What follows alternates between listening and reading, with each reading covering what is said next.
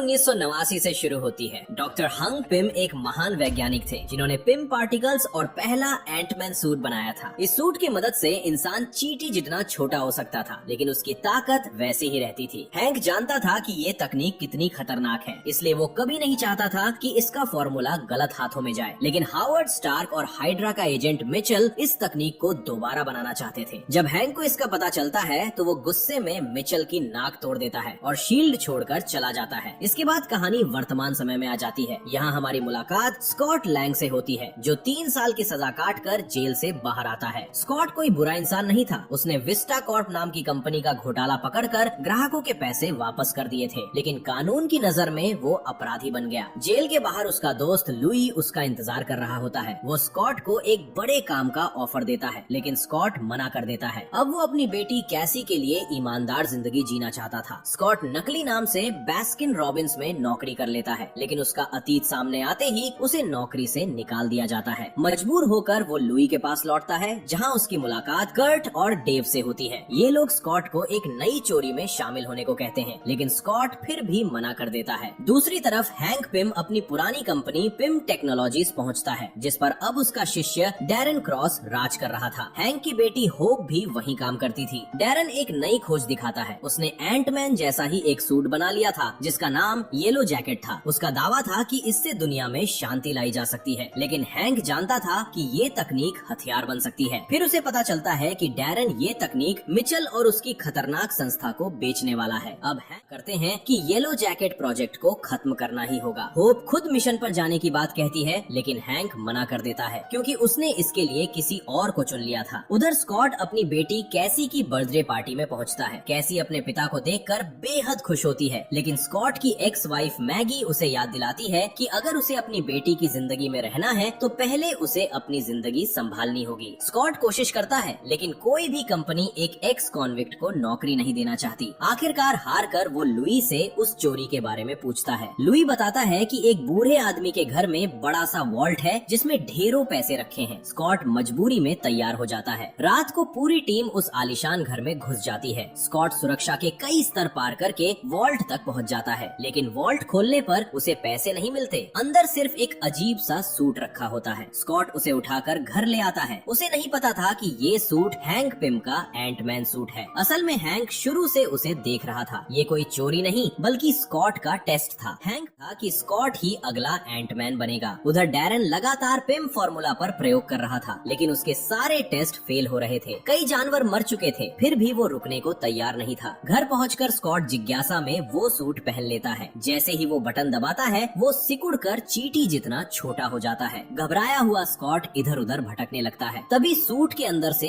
Hang Pym की आवाज सुनाई देती है, तुम्हारा परीक्षण शुरू हो चुका है। काफी मुश्किलों के बाद स्कॉट दोबारा में लौट आता है। डर के मारे वो उसी रात सूट वापस करने पहुंच जाता है, लेकिन बाहर निकलते ही पुलिस उसे गिरफ्तार कर लेती है। थाने में उससे मिलने एक वकील आता है, और वो कोई और नहीं बल्कि हैंक पिम होता है। हैंक उसे बताता है कि उसे उसके बारे में सब कुछ पता है। फिर वो स्कॉट को 2 रास्ते देता है, या तो फिर से जेल जाओ, या वो सूट पहनकर वही हीरो बनो जैसा तुम्हारी बेटी तुम्हें समझती है। तभी हैंक खुलासा करता है कि पूरी चोरी की योजना उसी ने बनाई थी। हैंक खुलासा करता है कि पूरी चोरी उसी की योजना थी। उसने जानबूझकर स्कॉट को सूट चुराने दिया था। यहाँ तक कि लुई के रिश्तेदार तक पहुँची कहानी भी हैंक ने ही फैलवाई थी। उसका मानना था कि इस मिशन को पूरा करने वाला सिर्फ स्कॉट ही हो सकता है। काफी सोचने के बाद स्कॉट ऑफर स्वीकार कर लेता है। तभी चींटियों का एक झुंड उसके पास एंटमैन सूट पहुंचाता है। सूट पहनकर स्कॉट सिकुड़ जाता है और आसानी से जेल से भाग निकलता है। गार्ड्स कुछ समझ ही नहीं पाते। इसके बाद हैंक उसकी मुलाकात उसकी नई टीम से करवाता है, चींटियों की सेना से। शुरुआत में स्कॉट घबरा जाता है कि इन चींटियों को नियंत्रित किया जा सकता है। फिर वो स्कॉट को उड़ने वाली चींटी पर बैठाकर पहली उड़ान करवाता है, लेकिन स्कॉट तुरंत बेहोश हो जाता है। होश आने पर वो हैंक के घर में होता है। वहाँ हर तरफ चींटियां काम करती नजर आती हैं। स्कॉट हैरान होकर पूछता है कि ये सब कैसे संभव है। तब हैंक बताता है कि चींटियां अपनी ताकत से कई गुना ज्यादा वजन उठा सकती हैं और एक परफेक्ट समाज की तरह काम करती हैं। एक खास डिवाइस की मदद से वो उन्हें नियंत्रित करता है। इसके बाद हैंक उसे घर के नीचे बने गुप्त लैब में ले जाता है और पूरी सच्चाई बताता है। उसने पिम पार्टिकल्स की खोज की थी, जिससे एंटमैन सूट बना, लेकिन ये तकनीक इतनी खतरनाक थी कि उसने इसे दुनिया से छिपा कर रखा। इसी दौरान उसने डैरन क्रॉस को अपना सहायक बनाया था। डैरन बेहद होशियार था, लेकिन धीरे धीरे वो पिम पार्टिकल्स के पीछे पागल हो गया। जब हैंक ने उसे राज बताने से मना किया तो उसने हैंक को उसकी ही कंपनी से बाहर कर दिया। अब डैरन येलो जैकेट सूट को पूरा करने के बेहद करीब था। हैंक मिशन समझाता है उन्हें पिम टेक्नोलॉजीज में घुसकर डैरन का सारा रिसर्च डेटा नष्ट करना है और येलो करना है। स्कॉट मजाक में एवेंजर्स को बुलाने की बात करता है, लेकिन हैंक साफ मना कर देता है। आखिरकार स्कॉट मिशन के लिए तैयार हो जाता है। उधर डैरन पहली बार अपने फॉर्मूले से एक जीवित प्राणी को सफलतापूर्वक सिकोड़ देता है। अब उसका प्रोजेक्ट सच में काम करने लगा था। इसके बाद स्कॉट की ट्रेनिंग शुरू होती है। वो सूट को नियंत्रित करना, छोटा बड़ा होना और लड़ना सीखता है। एक दिन वो सूट के रेगुलेटर के साथ छेड़छाड़ करने लगता है, लेकिन हैंक तुरंत उसे रोक देता है। वो बताता है कि अगर रेगुलेटर खराब हो गया तो स्कॉट परमाणुओं से भी छोटा होकर क्वांटम रियल में फंस सकता है, एक ऐसी जगह जहाँ से वापस लौटना लगभग नामुमकिन है। अब स्कॉट को एहसास होता है कि ये सूट जितना शक्तिशाली है उतना ही खतरनाक भी है। होप उसे लड़ाई की ट्रेनिंग देती है, जबकि हैंक अलग अलग चींटियों से परिचय करवाता है। कुछ चींटियां हमला करती हैं, कुछ उड़ने के काम आती हैं और कुछ निर्माण करने में मदद करती हैं। फिर स्कॉट को चींटियों को नियंत्रित करना सिखाया जाता है, लेकिन वो बार बार असफल हो जाता है। ये देखकर होप नाराज हो जाती है। उसका कहना था कि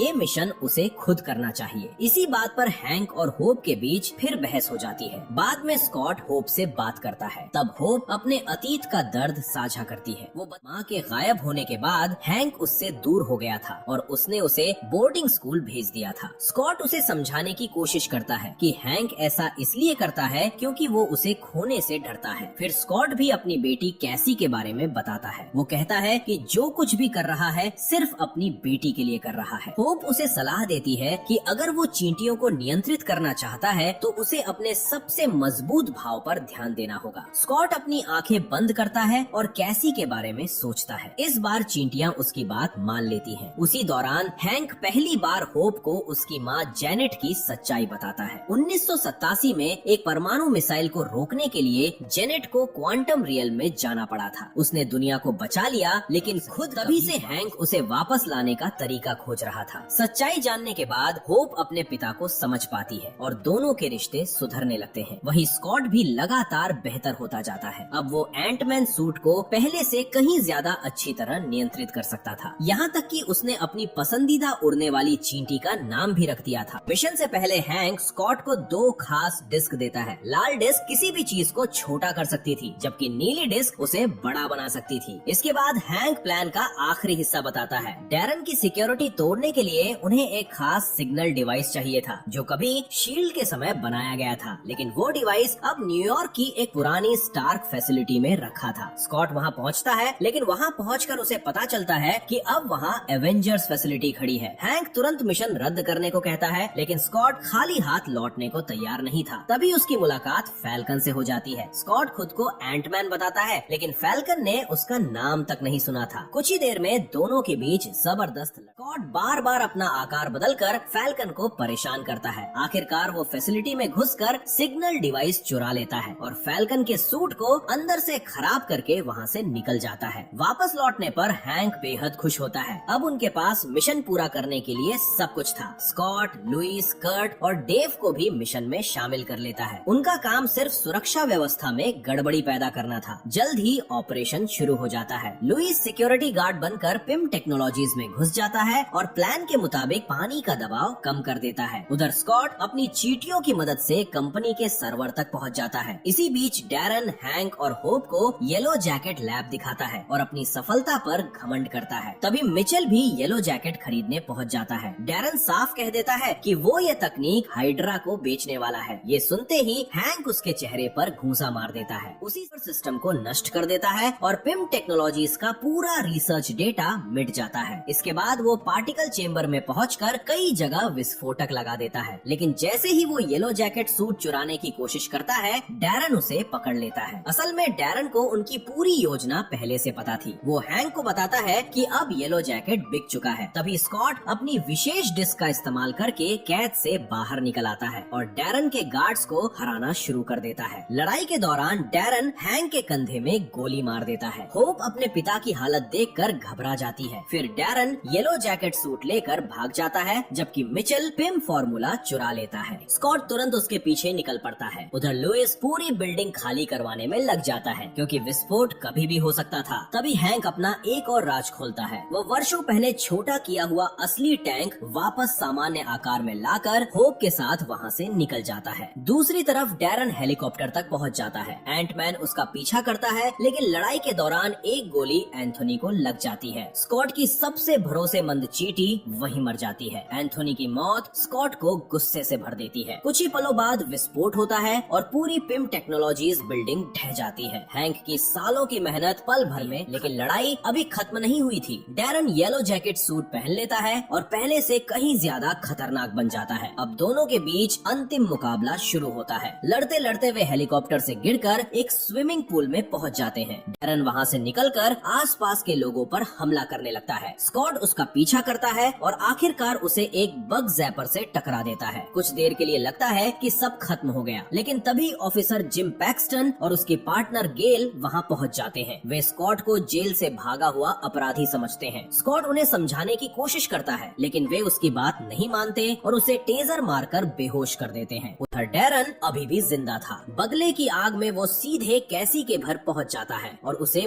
बंधक बना लेता है। जब जिम को इस हमले की खबर मिलती है तो वो स्कॉट को पुलिस स्टेशन ले जाने की बजाय घर पहुंचाता है। स्कॉट तुरंत एंटमैन सूट पहनकर कैसी को बचाने निकल पड़ता है। अब असली अंतिम लड़ाई कैसी के कमरे में शुरू होती है। दोनों इतने छोटे थे कि खिलौने भी युद्ध का मैदान बन गए थे। खिलौना ट्रेनें विशाल मशीनों जैसी लग रही थी और कमरे की हर चीज एक खतरनाक बाधा बन चुकी थी। स्कॉट अपनी चींटियों और विशेष डिस्क का इस्तेमाल करता है। एक डिस्क गलती से एक चींटी पर लग जाती है जो विशाल आकार की हो जाती है। दूसरी डिस्क कैसी की खिलौना ट्रेन पर लगती है और वो असली ट्रेन जितनी। ये देखकर पुलिस वाले भी दंग रह जाते हैं। लड़ाई के दौरान डैरन, कैसी और जिम दोनों पर हमला कर देता है। तब स्कॉट समझ जाता है कि उसे एक बड़ा जोखिम उठाना होगा। वो येलो जैकेट सूट के अंदर घुसने की कोशिश करता है लेकिन सफल नहीं हो पाता। आखिरकार वो सेफ्टी रेगुलेटर बंद कर देता है और परमाणुओं से भी छोटा होकर क्वांटम रियल में प्रवेश कर जाता है। वहीं से वो डैरन के सूट के अंदर पहुंचकर उसके पूरे सिस्टम को नष्ट कर देता है। येलो जैकेट जाता है, लेकिन इसकी कीमत स्कॉट को खुद चुकानी पड़ती है। वो क्वांटम रियल में फंस जाता है जहाँ समय और जगह के नियम काम नहीं करते। सबको लगता है कि स्कॉट हमेशा के लिए खो गया, लेकिन तभी उसे कैसी की आवाज सुनाई देती है। अपनी बेटी के लिए उसका प्यार उसे हार मानने नहीं देता। वापस लौटने की उम्मीद में स्कॉट अपने रेगुलेटर को बदलता है और उसके अंदर एल लगा देता है। अचानक स्कॉट का प्लान काम कर जाता है। सूट दोबारा सक्रिय हो जाता है और स्कॉट किसी तरह क्वांटम रेल्म से बाहर निकल आता है। घर लौटते ही कैसी अपने पिता को जिंदा देखकर खुशी से भर जाती है। सब कुछ शांत होने के बाद हैंक स्कॉट से एक सवाल पूछता है, तुम क्वांटम रेल्म से वापस कैसे आए? लेकिन स्कॉट के पास कोई जवाब नहीं होता। उसे वहाँ की ज्यादा बातें याद ही नहीं थी। फिर भी हैंक के मन में एक नई उम्मीद जागती है। अगर स्कॉट वापस आ सकता है तो शायद जेनेट भी अभी जिंदा हो। कुछ समय बाद होप स्कॉट को बाहर छोड़ने आती है। साथ बिताए गए समय ने दोनों को करीब ला दिया था और आखिरकार वे एक दूसरे को किस कर लेते हैं। लेकिन तभी हैंक उन्हें देख लेता है। वो हैरानी से पूछता है, ये कब हुआ? स्कॉट जवाब देने की बजाय चुपचाप वहाँ से निकल जाता है। इसके बाद स्कॉट मैगी ऑर्डर करता है। अब जिम ने उसे माफ कर दिया था। वो बताता है कि उसकी रिपोर्ट के मुताबिक स्कॉट कभी जेल से भागा ही नहीं था। कैमरे में खराबी आ गई थी और उसे कानूनी तौर पर रिहा कर दिया गया था। ये सुनकर स्कॉट राहत की सांस लेता है। उधर कैसी ने लड़ाई के दौरान विशाल हुई चींटी को अपना नया पालतू बना लिया था और अब वो उसकी देखभाल कर रही थी। कुछ दिन बाद स्कॉट को लुइस का फोन आता है। लुइस अपनी आदत के मुताबिक एक नई कहानी सुनाता है। उसके मुताबिक फैल्कन नाम का एक एवेंजर स्कॉट को। ये सुनकर स्कॉट थोड़ा घबरा जाता है। उसे समझ नहीं आता कि आखिर एक एवेंजर उसे क्यों तलाश रहा है। इसी बीच हैंक होप को एक गुप्त कमरे में ले जाता है। वो उसे एक नया और बेहद उन्नत सूट दिखाता है। हैंक बताता है कि उसने सालों पहले मिलकर इसे डिजाइन किया था, लेकिन जेनेट इसे पहनने से पहले ही गायब हो गई। फिर हैंक मुस्कुराकर कहता है, शायद हम ये सूट जेनेट के लिए नहीं बना रहे थे, शायद ये हमेशा से तुम्हारे लिए था। होप खुशी से मुस्कुरा उठती है। अब उसकी भी एक सुपर हीरो बनने की शुरुआत होने वाली थी। एक साल बाद स्टीव रॉजर्स और सैम विल्सन बकी को ढूंढ निकालते हैं, लेकिन सोकोविया अकॉर्ड्स की वजह से